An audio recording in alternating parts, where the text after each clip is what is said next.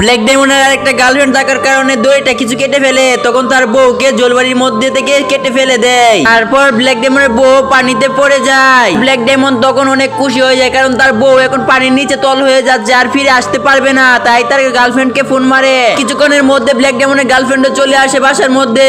তখন ব্ল্যাক ডায়মন্ডের সব টাকা তার গার্লফ্রেন্ডকে দিয়ে দেয়। ব্ল্যাক ডায়মন্ডরা তখন অনেক খুশি হয়ে যায় আর বিল্লু তার বউকে ফেলে পানির মধ্যে, কারণ বিল্লু ছিল একজন জলপরি। তারপর কি হয় সেটি দেখার আগে তোমরা যদি মাকে ভালোবেসে থাকো তাহলে এই ভিডিওতে লাইক করে চ্যানেল সাবস্ক্রাইব করে যাবে আর কমেন্টে লিখে যাবে আই লাভ ইউ মা।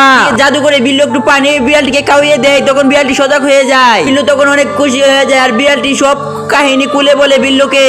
পর তো বিল্লু অনেক রেগে যায় আর বলতেছে আমি এটার একটা ব্যবস্থা করবই। তখন বিল্লু তার প্রাসাদে চলে যায়, তাকে একটা আইস ললি দেয়, এটা দিলে বিল্লু মাছ হয়ে যাবে।